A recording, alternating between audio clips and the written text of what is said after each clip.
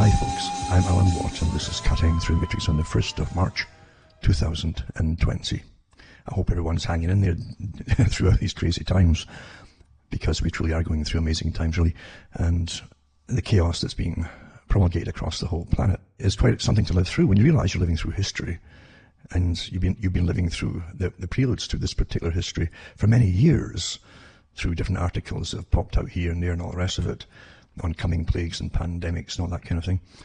And at the same time, you've watched God knows how many movies on pandemics and plagues and viruses. And I think one of the first ones that became a big hit, if it had plenty before it, mind you, was one that Dustin Hoffman was in years ago.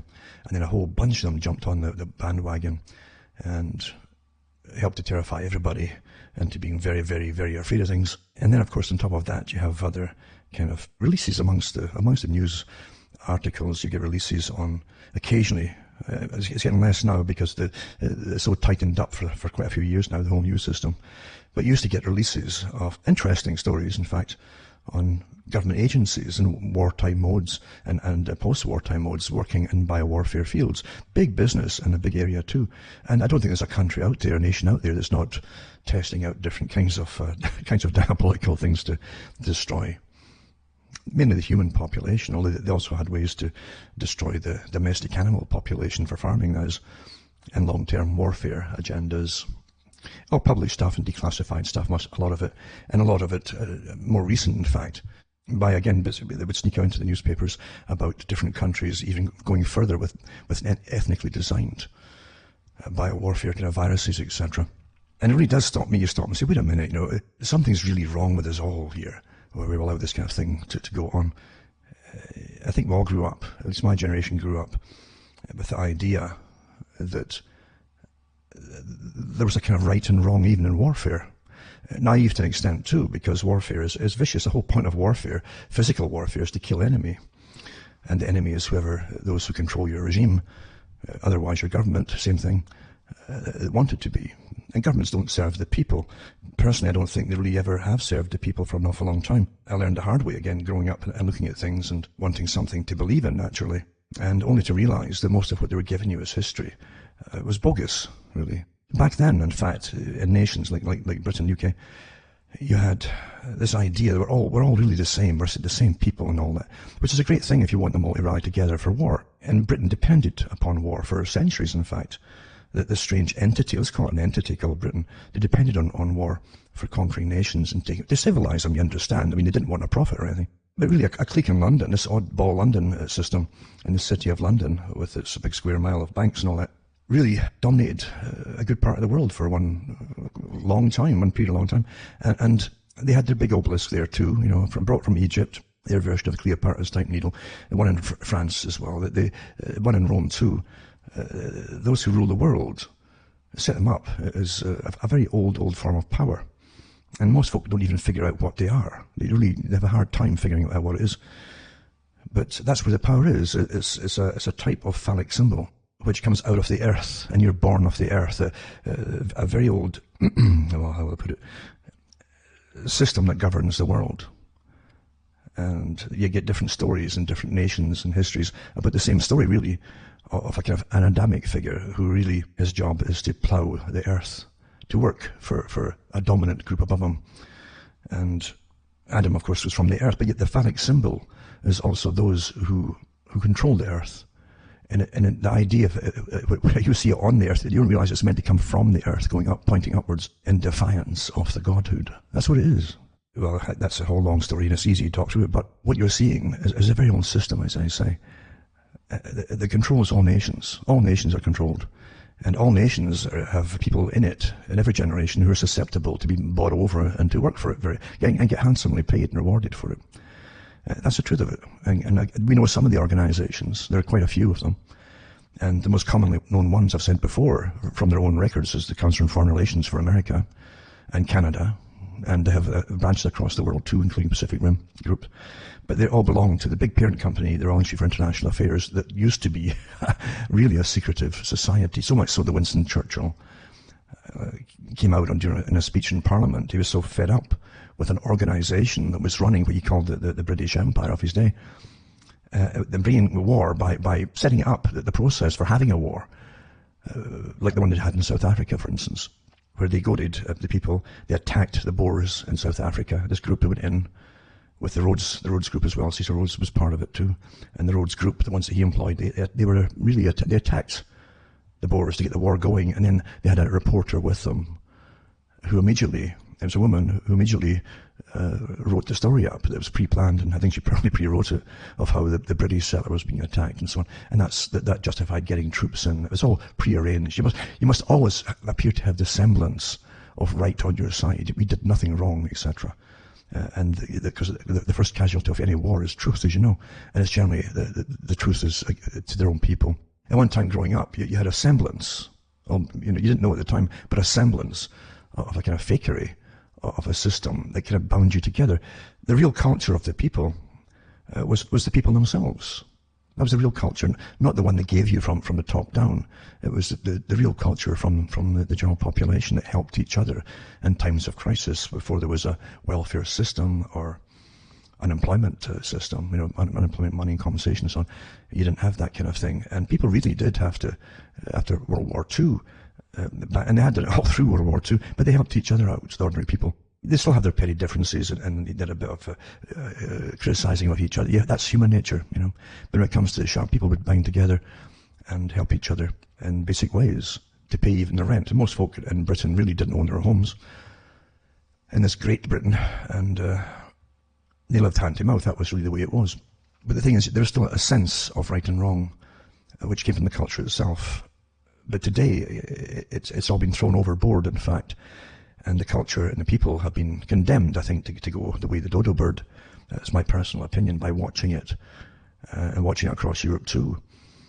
And that's verified too by speeches given by very important and wealthy people, giving the same thing out, that's the way they want it to be. We're always run by a dominant minority, which makes a sad statement on the past again, because there's always been a dominant minority, as Aldous Huxley mentioned, and he should know, because he was on the fringes of the higher group. He was definitely a scientist, or he belonged to a scientific group that served the masters of the dominant minority above him. But he also knew that you always give a kind of fake past in a history to the general public. So they'll grow up thinking that they're good people, and everything they've ever done across the world was always for the better, the greater good, as they say. That's it. I don't think Britain is an exception in this kind of thing. It's the same. It's always been the same. There's always been empires, and there's always been the same people who run the empires. For those who don't know that, empires are started off with money. It takes a lot of money to get even a fleet of wooden ships together, to have a navy, to go off and doing some piracy, etc. But it took money to do all that. So you need money people, and the folk who know how to create money, the magicians, if you like. And then they have to be rewarded, those who give it money, by more and more money coming back into their coffers. And then the whole thing just takes off, and you create an empire across the world, where Britain at one time too, I think it was even shown, you don't see in many movies, but it was even shown in a good movie called The Thug Eye. There's a brotherhood in India of crooks and criminals, thieves, but they were a real brotherhood with their own passwords and all the rest of it, and they worked together to plunder the wealthy. But in the movie version, they do show you that the commissioners who were sent out from Britain to different parts of India would work with the Indian counterparts, who were really part of the nobility, and who'd always lived off the taxes of the people. And Britain had done the same, of course, really, or those who ruled Britain. And so they had a pact with India that they both together, rather than fight each other, they would both just keep taxing the general population with goods and trading and all the rest of it. That's how it was done. And they called India the jewel in the crown. But as I say, don't look at Britain as being any worse than anybody else, because when you see today what's happening, I mean, India's expanding. For those who don't know it, India's ordered submarines, like nuclear submarines, 6 of them, I think, apparently. I don't know if they're all nuclear, but some of them are. And Trump, of course, is out there selling more and more jets and other equipment to them as well. But India also has its biolabs, like every other country. And there are no good people in the world when it comes to a system of money and power. Psychopaths always rise to the top in such a system. Psychopaths can rationalize any kind of cruelty and any kind of misery they cause. It's always because it was justified, it's for the greater good, etc., etc. And as they plunder nations and leave them burned out and dry or in famine or whatever it happens to be, they can always somehow try and rationalize it to themselves. As I say, unfortunately, so many people are willing to help them, and people from the general culture at the bottom classes too are willing to help them. The British Army had no problem recruiting people in the early, from World War I onwards, basically. They had so many unemployed. Always keep a good amount of unemployed for the military. And young guys go off, never dreaming what I've been talking about tonight, that perhaps your governments and the system that really runs the system, behind the system, is nefarious and nasty. And, they would never join up otherwise. They really think somehow they're on the right side of whatever, and they're doing the right kind of thing. I think that's really how it works. And sometimes, of course, in the military, you do have, the Cold War is a good example. Everybody had seen how totalitarian the Soviet system was, and the mass slaughter it had to wipe out a whole class of people, and intelligentsia too, that Trotsky boasted about, and other ones in the government boasted about, and they replaced it with their own intelligentsia, you might say.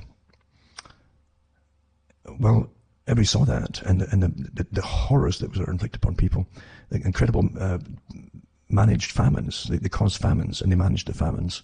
And the Soviet Union was even selling a lot of the wheat and the corn and so on from Ukraine, the breadbasket at the time, as the people in Ukraine were starving to death. And a horrible thing, millions of them, over 7 million, I think 6, 7 million of them died. And there's lots of even footage of the horrors that were caused there by the Soviet system. The Soviet system always, or communism always, has to destroy the farming community. It's interesting that I could go much deeper into why the farming community is hated by the groups at the top of such a system. That's another story again. But anyway, in the Cold War, the military in the West, the ordinary guys in the military really felt they were all doing the right things and so on, because it was so obvious to them. They didn't have an awful lot at home either. And by the way, the Soviet system, because it was so obvious it's totalitarian, and it's all run by sort of bureaucracies, and there was no humour in it at all. That's how it was always portrayed to the West. It was rather evident that Britain was letting up a bit and giving a little bit more rights and freedoms and cash a little bit, even to the lower classes and so on, the middle classes for the first time. So that was one good thing that came out of it, because you have to keep the punters at home, as they say, happy as well, you see. You can't point at enemies, it'll get bad there when you're doing the same thing yourself and you keep them in poverty. And so that's why, for the first time, eventually, and not a lot of money either, but it's enough to be a bit better fed perhaps, and living in better rental accommodation than the dumps you had before. As I say, people served happily into the military because of the guys that you're doing the right thing and you're protecting your nations and so on. But once the Cold War ended, a whole different scenario took place where literally, and I knew it too, I saw the documentation for future wars to do with special forces, and they could deploy these, not the old special forces either, because old special forces still had a lot more morality involved. The new special forces would be more a very atheistic type, who literally would serve their paymaster, more psychopathic, if you like, and they were giving the test for it too. They would be the rapid deployment forces that would be sent across the world in wars that were never declared, you see. They've been doing that way ever since. Lots of the other ones too, from these particular types of forces, become mercenaries. We saw that with Iraq and Blackwater and other companies too. They were involved in supplying troops and mercenaries. Some of them were dressed up like characters from movies, with the guns strapped on both legs and all the rest of it, and basically a menagerie, you might say, of different types of exotic, almost semi-mythical Hollywood characters, like even cartoon characters, and some of them all dressed to kill, basically. And they were given a free hand to do that to an extent. Really horrible things that happened that will never be forgotten by certain segments in the West, put it that way.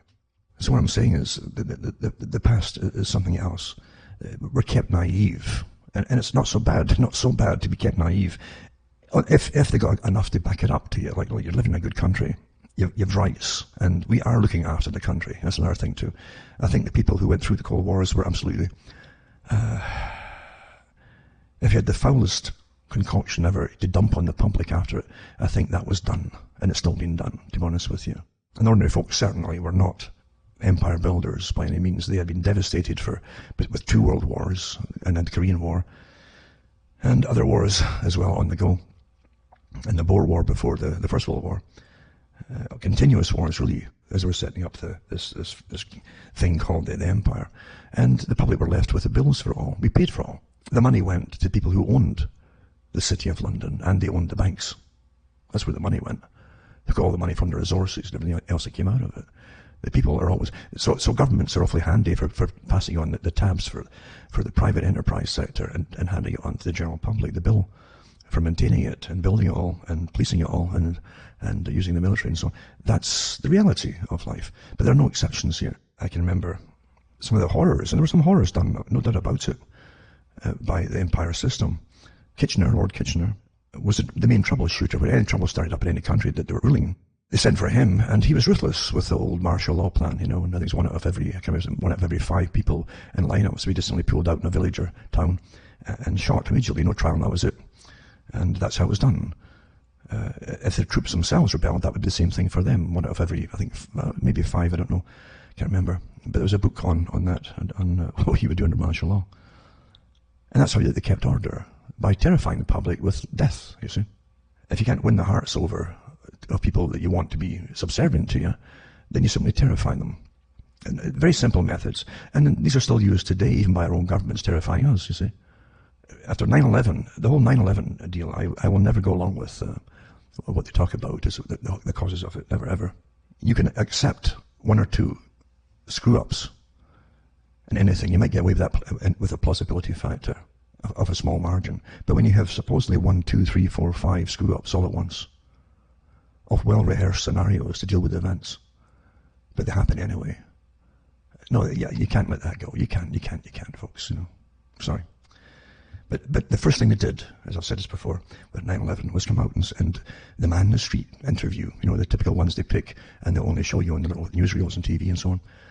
The ones that said the things they want them to say. Like, would you give up your freedoms and your rights for security and safety? That was the question asked, you see. Television and in newspapers, all the same. Like, why is this sudden? What's so suddenly? Why did it all have to go on? This wasn't just in one country. This was across the board. Planned, orchestrated, of course it was. Then they come back with, well, the majority of people, yeah, well, we might give up some personal freedom and rights for security and safety, you see. And that's how you get the people just to go along with it initially, under a war mode, and you think, well, maybe it's going to be temporary. It's as temporary as your wartime temporary tax, the war tax, which is still with us today. The world is ruled, you have to understand it is ruled. The rulership and the way the rulership views the present time and the future, which they're going to continue to rule, is vastly different than how you're taught, if you're a peasant in your own country, to behave and what you think. It's vastly, vastly different. You must be kept naive. You must believe in the myth, the foundation myths that they give some countries. And if you do that, you're a good citizen. If you ask questions, you're a nuisance. Well, 9/11, as I say, was a kick-off for that. Until, yes, wherever you go now, you're going to get ID'd, you're going to have your irises scanned. I can remember the basic stuff. And again, Homeland Security came into being, Homeland Security, with incredible powers. And folks still sing songs about being the land of the free and home of the brave and so on, Isn't it amazing how you can adapt and adapt? As I said, if you have the same song sung and the same flags waving, you still think you're in the same system. You don't realize it's not. The system uses the symbols to keep you under hypnosis. But it's a completely different system. Completely different than the people who lived in the times before that happened. And with the next part of crisis is, again, fear. If you can't keep the people, if you can't win their love of the peasantry, even if you're in an empire building stage, then you must terrify them, like Kitchener did. Kitchener's record, with all of his medals and everything else that probably weighed down one side of his chest, were enormous, massive awards and so on for what he did. And yet to keep his record under lock and key for 100 years for the Official Secrets Act because of how he really was and what he did to earn those medals. Think about it. And that's just terrify the people. Nothing really has changed. And I said before, if you want to plan change, and this is what we're living through, is plan change, with the timetables to implement different parts of the big agenda. Even the agenda for the 21st century is 100 years, with many things to be implemented during that 100 years. The climate thing is part of it too, and the 2030 and all. It's all part of the same thing, and the things that must be accomplished. And the people who go along with it, really, and have most say in it all, are all paid to do so. If you really think that everybody suddenly is going crazy to save the world and the climate, yeah, definitely a lot of youngsters have been brainwashed through schooling to be almost an army. A kind of Orwellian animal farm army, where they got all these slogans. That's all they do is they spout slogans. They don't know how to speak with rage and fury and hate, and it's all been really pushed and festered into them very carefully and they'll be a ruthless army, but they're not the bosses of it. They're ready. They're just almost nihilists, to say they're nihilistic types, and that's the danger in all of this, because nihilism ends up creating slaughters in history, as we well know from past experiences. Now, with the plague and all the rest of it happening, or the coronavirus, or COVID-19 as we want to call it, you have this part of it, the terror part. You see, more terror. Obviously, it's a better effect than 9/11 had. Don't forget, 9/11 was a Pearl Harbor event, supposedly, according to the guys who published articles before it, who ended up in the government when it happened. And that's what they needed. They needed a Pearl Harbor event to get the public on board with it. But it was pretty small when you think about it. One place in a whole massive nation was attacked.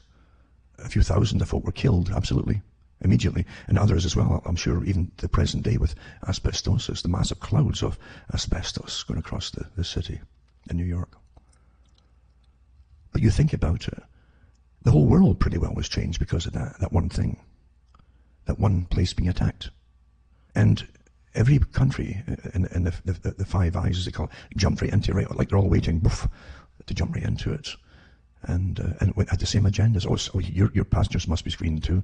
Everybody going through the airport, and airports had to buy these. It's great business, the weapons industry, because they also own these scanners and things too, and X-ray machines that you get X-rayed with at the airports. Until folk again adapt.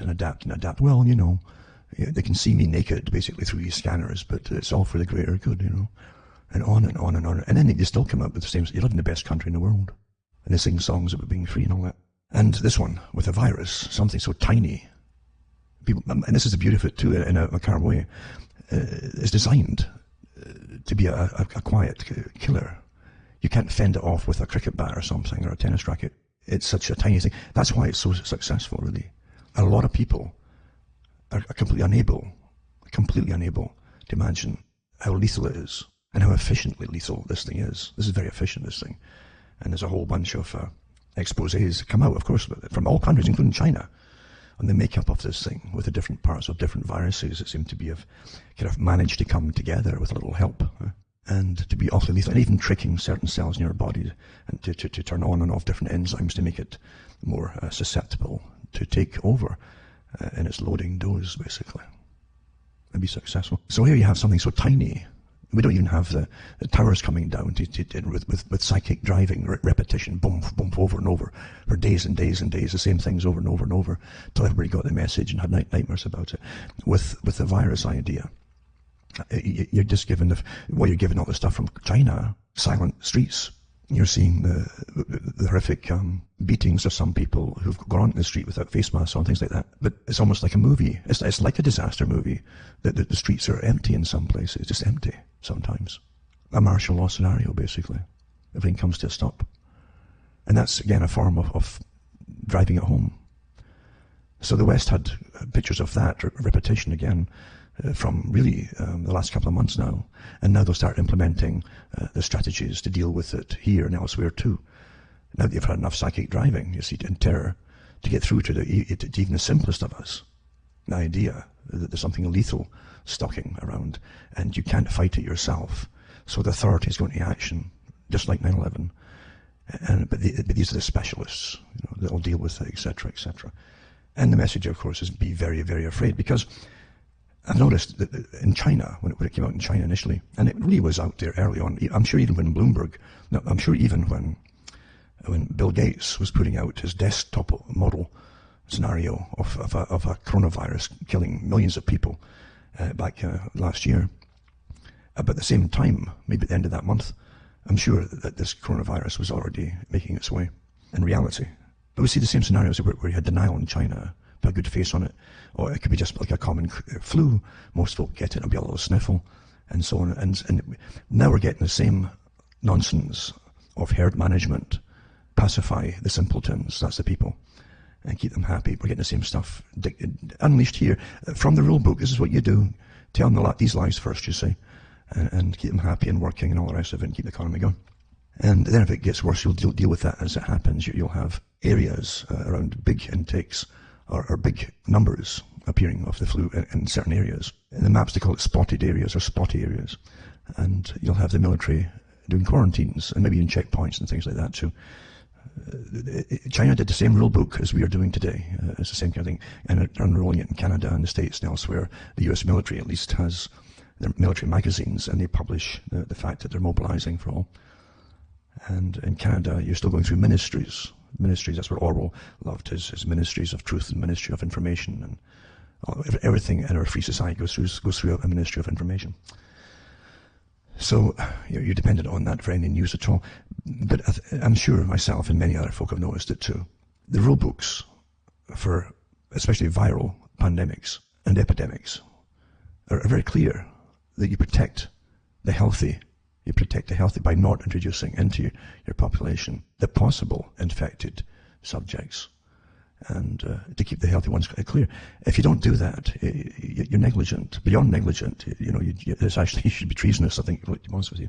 We watched every rule in the book. We watched every rule in the book being thrown out the window, with flights still coming and going back and forth, and the whole thing. Even though they kept telling us it's a new coronavirus, we don't know how it will behave because of that. Therefore, it's potentially very lethal. That's the first rule. You see, you go by until you find otherwise. But we haven't found otherwise so far, you see. And rather than little sniffy noses and so on, we know it's hitting certain populations worse than others. It's hitting males worse than females. And it's hitting the elderly pretty nasty, really rotten. And the young people too, who've had it from China, as I've said last week, said that they thought they were dying. Not just with the lung filling up with fluid and crushing the alveolar tissue, so you can't get the exchange of oxygen. But the joint pains and everything, terrible joint pains amongst the fever too that they experienced. It was not like a little sniffle at all. Some might, and here's the other thing too, I think people don't really realize this. I was going through, like many people I'm sure, all the different records you can find on public health for the West. And a lot of the Western countries, including Canada and States, I think, don't put you down as dying from the flu if you die from a pneumonia caused by the flu. You see what I'm saying? Everything's almost legalistic, the way that they put it down in the records. I can remember too, the H1N1 virus, because of the cost of testing people. Eventually they said, and I was on the air doing talks every day about this kind of stuff at the time, and I remember it quite well, that where eventually it was the CDC for the States and Department of Health for Canada just told doctors to put everybody who came in as a probable flu case, even if it was a cold they had. And that's how they got their statistics from, really. In the States, in Canada, they've got these probables, you see, probable ones. The probables could also be a different kind. The only confirmed ones that are getting confirmed are by using the tests, and very few get the test, you see. So it tells you there's an awful lot more of this flu probably out there too, way more than they're telling you. I'm not saying this to terrify people, it's just common sense. And some places they haven't tested at all yet amongst their populations. So, you can't go by what they're telling you at all. When they say that now that they're finding cases that they can't trace to people coming into the country, carrying it with them and passing it on, that people are inside your own countries are spontaneously getting it, well, that would tell you that it's all through your society already, obviously. So the ones at the top are making hay out of this, and they will continue to make hay because I think it's the second stage, as I've said before, into the new ordered society where you can't go on like before. They're already bringing in the climate into this whole climate control and climate catastrophe and again overpopulation is a big one with the ones at the top too. Remember I think it was Prince Philip and all of his different wildlife programs and so on, or organizations he was the head of in the Sierra Club. The whole thing was about too many people, folks, if you haven't ever figured that out. Hiding behind the sustainability thing for animals and so on. And they grabbed the best land across Africa, the best farming land, for those who have never caught on to that. And Philip was quite open about the needed culling of big parts of the population. He spoke about it openly and got his knuckles rapped when he talked in front of the camera about it sometimes. But he's not the only one. And if he were an animal, he'd come back as a virus and kill the people and so on. That was one of his books. It was ghostwritten for him, I'm sure. But you would understand, these are the people at the top that the guys like Julian Huxley served. And Julian was the transhumanist, Transhumanists mean the proper specialists. These super people would be godlike, and they would be presented to you like the hidden masters of theosophy almost. They would come forward at the right time, and they would be made into superstars by the big machinery, the star-making machinery, and be businessmen and so on. But you'd see them as somehow intelligent stars and should obey them. And the CFR said in their own magazines a few years ago, it's time for the philanthropists to come forward and help take their place in governance, meaning rulership of the world. What amazing times we're living through. Most folk don't know it. But it will be interesting to see how far this thing goes. I spent a few days actually going through old articles and declassified biowarfare books and so on. But nothing's really changed in it. You never tell the public the truth. Biowarfare is meant to be used on public without the public being aware that this is happening to. It also meant too, how could you even release chemicals into foods and waters and God knows what else in target populations. It isn't just a matter of releasing bacteria and viruses. And this kind of thing goes on all the time, and people are oblivious to it. People can't believe it because it's difficult to believe there are people so horrible and evil in this world. But unfortunately, that's the truth of it. Yet there are no champions here amongst for the people. Really, I only don't believe there are. There's no organizations out there, left versus right, and take your pick. And so they're all the same at the top. They're all serving the same masters, folks. Same agendas. They sign the same agreements, regardless of who's in the house of governance. And they update the same agenda and sign on to it again for the next phase, whether it's climate or whatever it happens to be, or global sustainability, etc., all the way to rationing. And isn't it interesting too, if there's, in China, they've got rationing going on in different parts. You can actually see these creatures that rule over us too, some of them in the big foundations rubbing their hands and salivating almost at the thought of having this kind of power that they've lusted for so long. But as I say, just like 9/11, you can't keep tripping over stupid mistakes, one after the other, and you keep believing it, to reading the laws on protecting domestic populations. And one mistake, I thought we just didn't realize, don't forget, in a week, how many people can traverse across the planet all over the place, and back and forth on holidays and all the rest of it too. Never mind months. And it's not finished yet. So of course it has to be meant to happen. Of course it is. I just don't fall for this screwing up idea anymore. No, there's no way at all. The sciences are so advanced for making these lethal things. They really are. And this is not conspiracy theory. This is stuff they've published themselves. And articles, newspapers, old ones in Britain too. Like the Porton Down ones, where they talked about what they did for the journalist was allowed in for a British newspaper. And he sat there having breakfast with them in awe at how casually they talked about their work. That literally, if they wanted, they could wipe out the planet more efficiently than atomic bombs would do. This was an everyday conversation there, the stuff that they made. And they're one of them. As I say, in the emerging nations, as soon as they start getting money coming in, they've got their scientists involved in the same stuff as well. Across the world, it's the same thing. And there's your dilemma, there's your paradox about having freedoms and rights and all the rest of it, where literally those who rule the world wanted, now they have it, they didn't have to do it with physical people meeting you or anything, but they wanted to have everyone diagnosed and under total observation 24 hours per day, 7 days a week. And then in World War II, I gave talks on it at the Psychiatrists Association in Britain and elsewhere, wanted the right to vet everybody in the country and vet anybody who would have any power over the people. And so they would become the ones who would decide who would get into government. In fact, they wanted to govern themselves, believing they were the only sane people who do so. That's what they believed. And there's tyranny for you. From the tyranny of guys who drilled holes in folks' heads if they wouldn't comply eventually.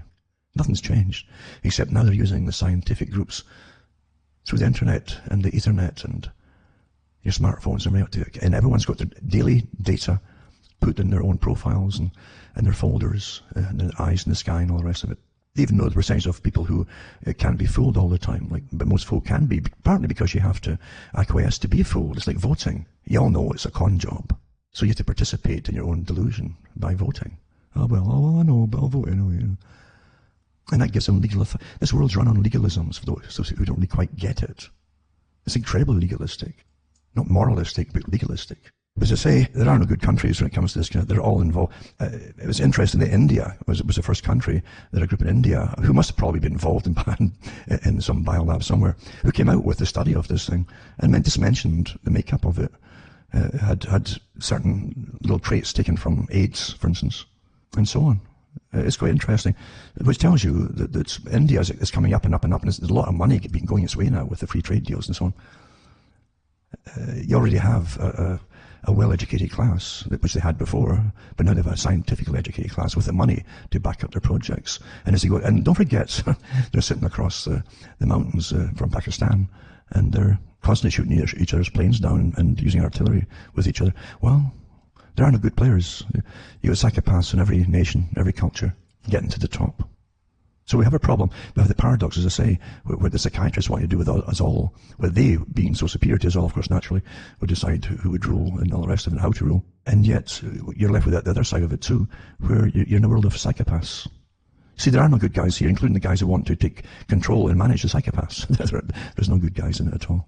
I don't think we properly can figure that out enough to. You see faces all the time on low-level managers. There's different degrees of management in government, and there's financial rewards for them all, and all kinds of freebies and privileges to get on top of it. And every country's got the same system exactly on the go. What is interesting too, and it's causing a lot of tongues to wag, naturally, this sudden antipathy towards China being a superpower, pretty well, going into superpower status. After the West, the rulers, don't forget it's the rulers, not you people who vote, the rulers who decided to have free trade with China and build them up to be the powerhouse that they are today. They didn't do it themselves. They didn't even have the money or know-how. We trained their students for 40 years across the West to be engineers and designers and so on. To go back to China, they didn't even have the factories at the time. And we gave them the factories with the free trade agreement with the GATT treaty and so on. And we even paid private corporations, thousands of them, to move to China. Our tax money paid for them to move. And now you're supposed to believe that suddenly the West says, oh my God, we're frightened of China. Who's kidding who? Now remember what I've just been talking about here. You build up the countries. And for a while now, the US and other Western countries, because they're all owned by the same masters, you might say, have been hammering at China, because China is expanding the rim around their nation and the ocean by basically adding to natural islands, even creating some false ones or fake ones altogether, and putting little bases on them and so on. But again, they're surrounded by US bases primarily in the China Sea. However, it's not enough, you see. They've been hammering on about coming war with China. I think John Pilger even did a documentary on that. It's quite a good documentary. And others too have talked about it. And lots of articles in newspapers. However, here's another thing too. You got to go back to old Kissinger as well, talking about depopulation, and he put out a kind of memorandum or a kind of bill in the US for depopulation years and years and years ago. Think about all these things. You build up the enemies. You've already depopulated back home quite a bit across Europe there, because people are awfully good. They didn't have many children. They were doing what they were told, and now they're told that there's just not enough of them to pay off their debts, so you got to bring in mass migration. In other words, there's a lot of excuses for mass migration and so on, and that's what they really are. And then you get the wars in the Middle East again, and Syria is still getting hammered. It's had proxy warriors and mercenaries put out by the West for years. And when they go out, they've brought in Turkey as a member of NATO, pretending they've got nothing to do with it in the West. It's their affair. No, it's NATO, and they're doing it instead of the proxy warriors that have been thrown out by the Russians and Syria. And here's Turkey talking about invading cities. Well, an invasion is an invasion. Now, the first invasions with proxy warriors was still an invasion into another country without declaring a war upon them. And we've been living through this kind of scenario since the Desert Storm. You've had 30 years wars going on in the Middle East, taking out countries for different reasons, and folk pretty well know why, some of them. And never mind the plunder that's involved in it too. However, here's China, right? The coronavirus comes along, and fingers all point to each other, as that's what it's meant to do in silent weapons or quiet wars. Because there's always plausible deniability on all sides, you see. It hits China first. It's more prone to hit East Asian people. Chinese people, because of the kind of protein that they have in the lung, is more profuse. It binds to, in fact. So they get hit really hard. And it also hits, where else, with the traveling back and forth, Korea, and North Korea as well, which is an enemy as well, be taken out. All mentioned by the same PNAC group years ago. And then you have Iran. There's the never-stopping war against Iran. And bingo, you see the same one or a slightly different strain hits Iran as well. Awfully coincidental. As I say, these guys that can predict a Pearl Harbor event for 9/11 before it happened, they needed something like that to happen, just get what they want. And here you have it, the bingo again, the scratch and win.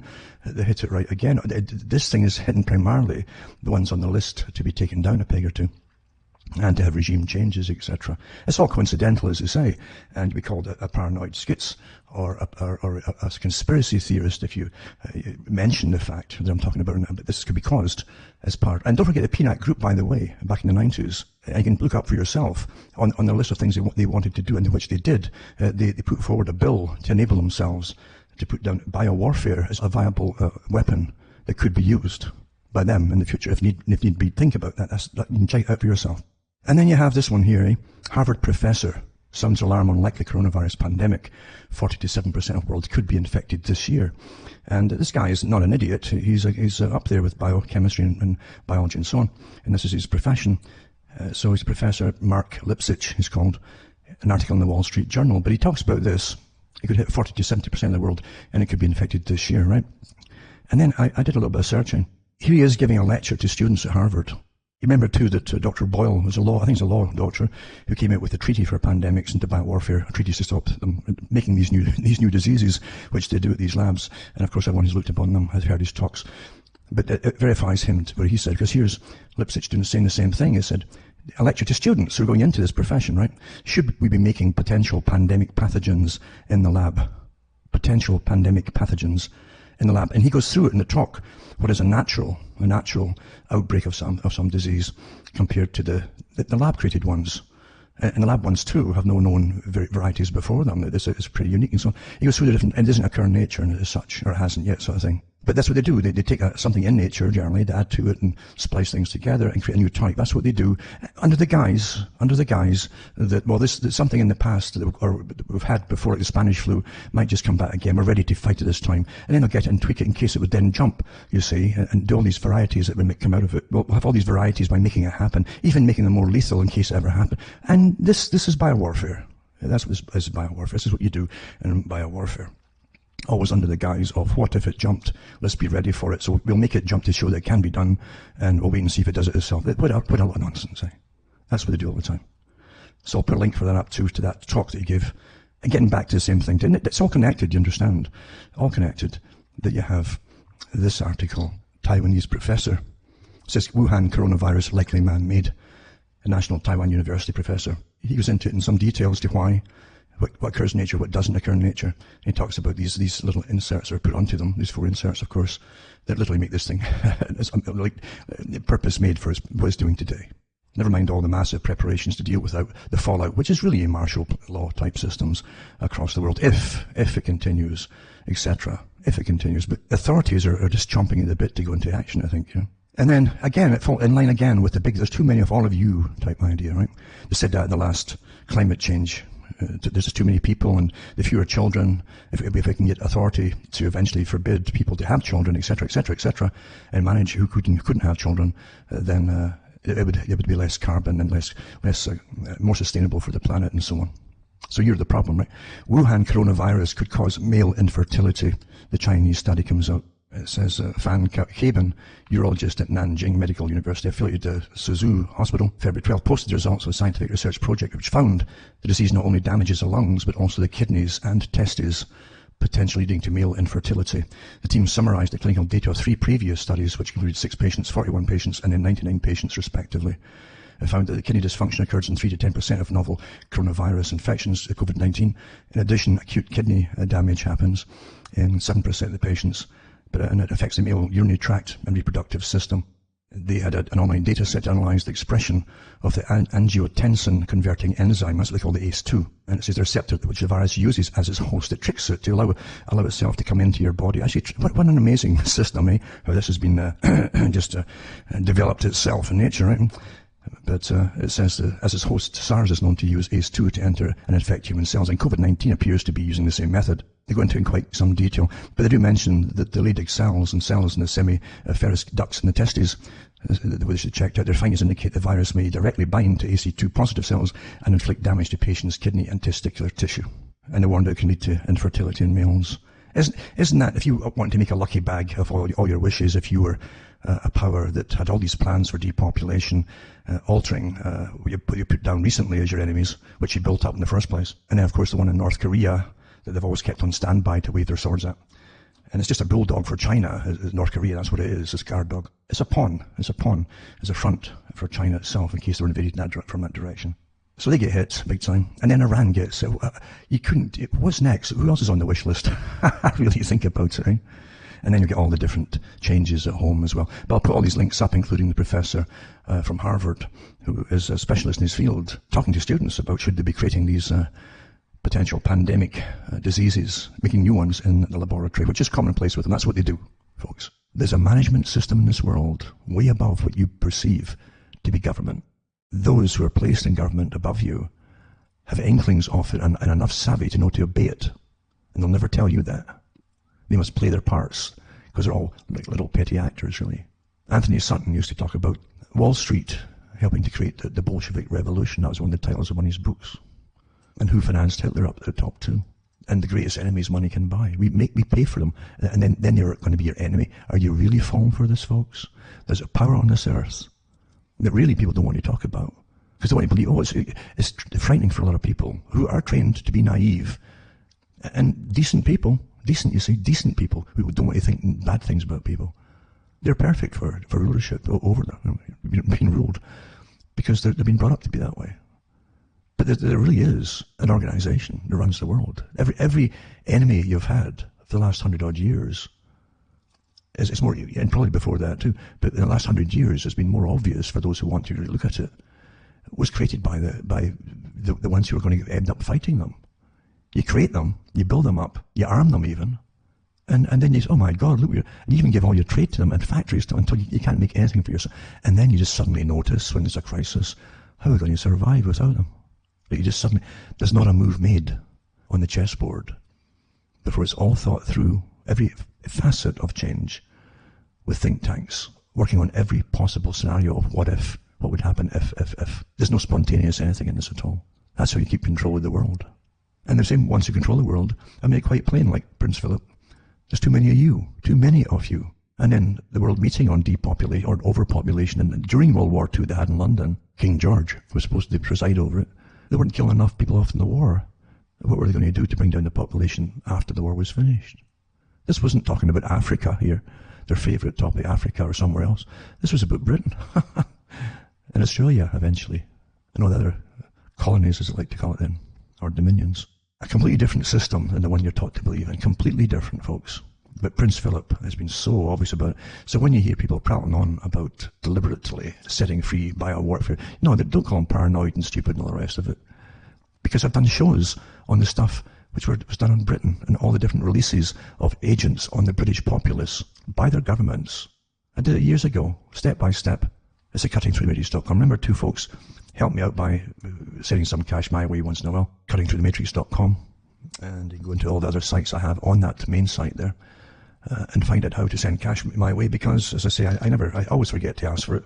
I'm not selling you stuff. I'm not selling you t-shirts or elixirs of life that'll make you youthful or keep you alive forever. And I just try to give you advice and some education as well to life as it really is, and to fill in some of the gaps sometimes.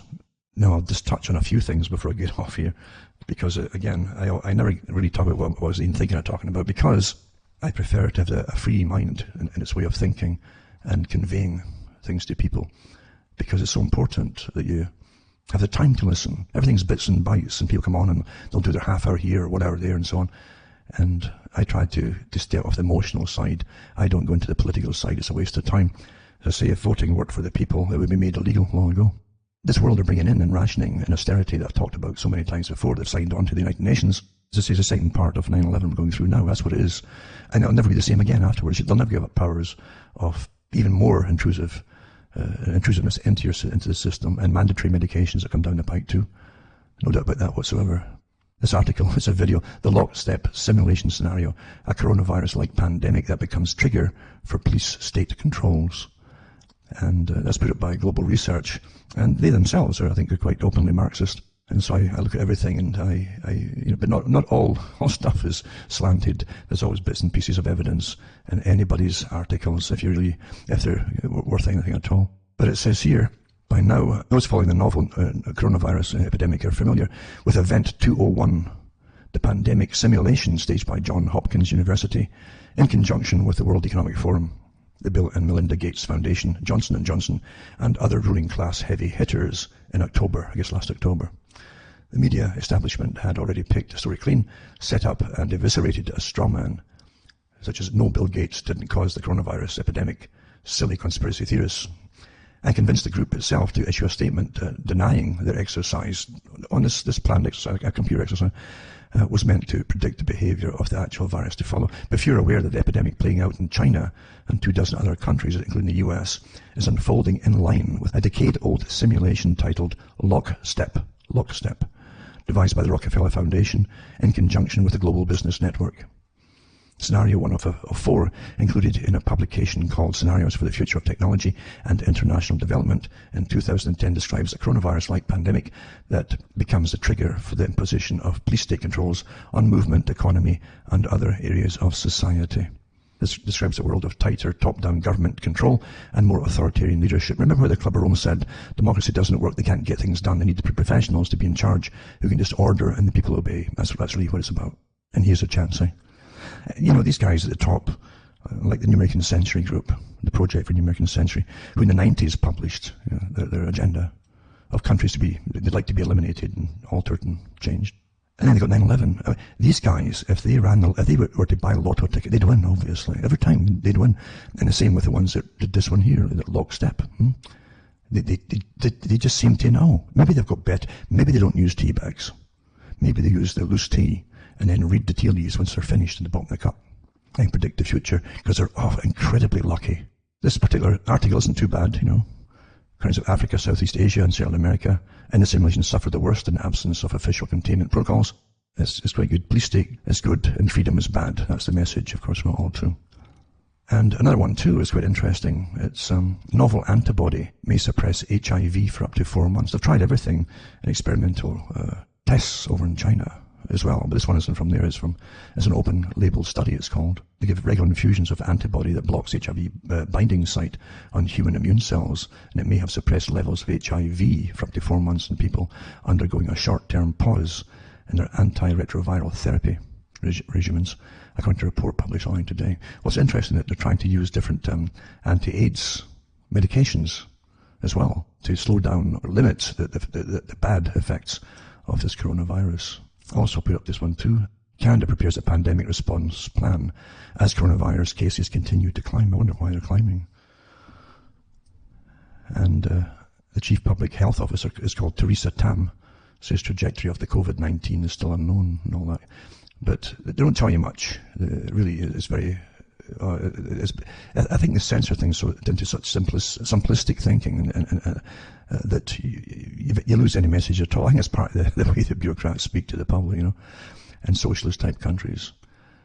And socialism I can use with a very loose kind of cover because it's very authoritarian. It's actually, they call it progressive. It's the ones who rule the world like that term. Also, Chinese authorities cover streets in clouds of disinfectant to halt the spread of deadly coronavirus. It's interesting because there's a movie that was made in Canada, I think, called Containment 2015. I looked up to see if it's on YouTube, and I think it's on YouTube for free maybe at the moment. I don't know how long it'll be after you speak about it here, or I speak about it.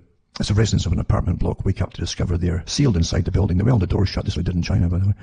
They must work together to find out why before they start to turn on one another. And in the movie, they show you these foggers of disinfectant in the streets and in the buildings and all that, and hazmat suits, etc., including shooting people who leave quarantined areas, which is NATO, by the way. The NATO countries have signed their agenda. If whole groups try to leave quarantined areas, it's the law there, whether it's radiation or infection. Then they have to use nerve gas on those from above if they're trying to escape. And any individuals doing it is to simply shoot. That's even in the movie. But then they were following the NATO plan, actually, which is the law.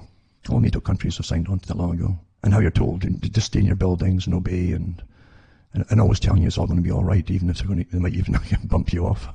Don't worry. What else do you expect from politicians? This is interesting. Coronavirus could be 1,000 times more infectious than SARS. The scientists warn has discovered it plagues the body the same way as HIV and Ebola. This is what's so interesting about this particular type, you see. If it was a matter of luck, putting something together in nature to make it really, really efficient spreader of, it's a disease, very fast, and able to trick the body and fool the body to allow the body to be invaded. This is something I don't really think happens that easily in nature myself. So that's my opinion.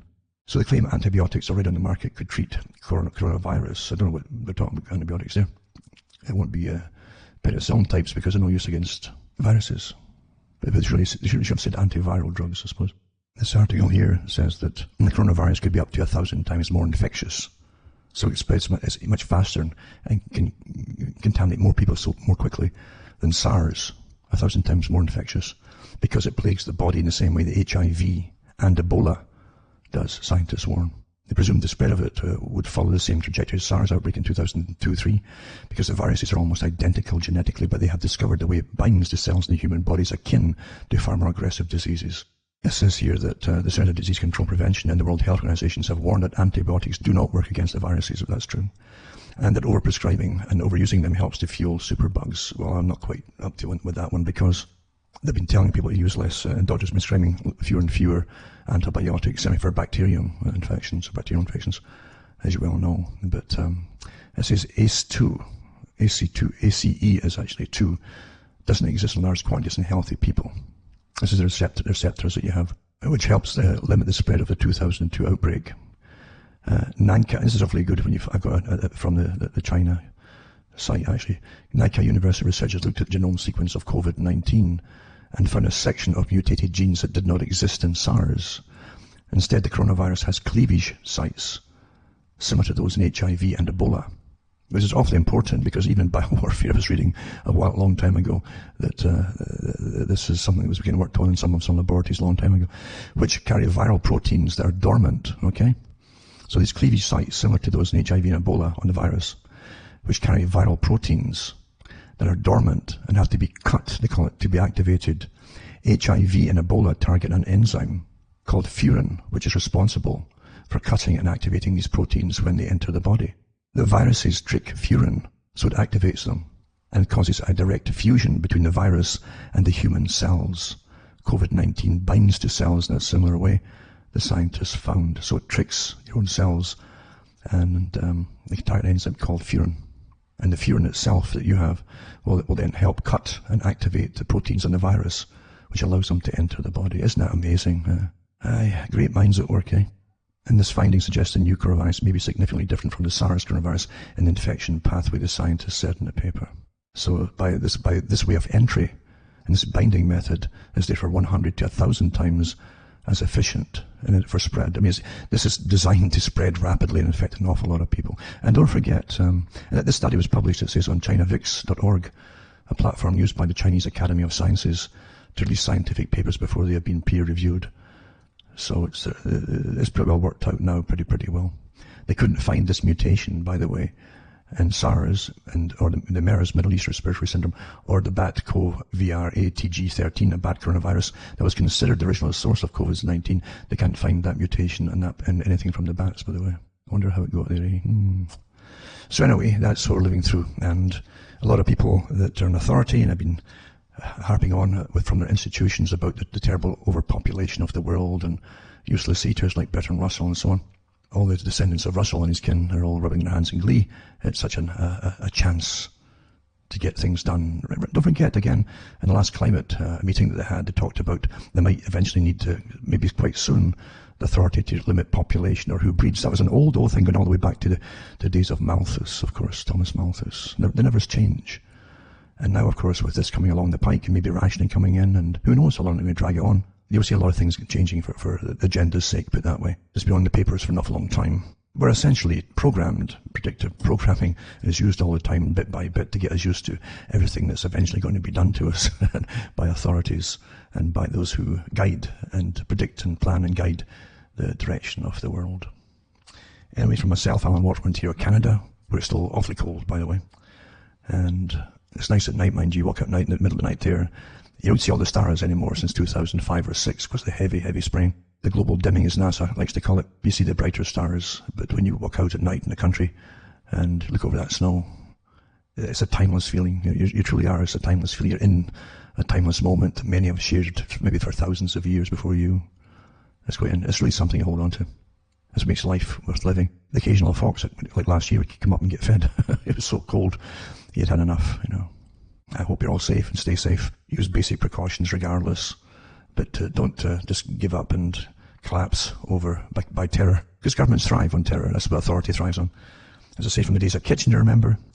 When you can't make the people love and obey you and serve you, then you terrify them. Nothing ever changes. Have a few friends, hopefully, and you all depend on each other.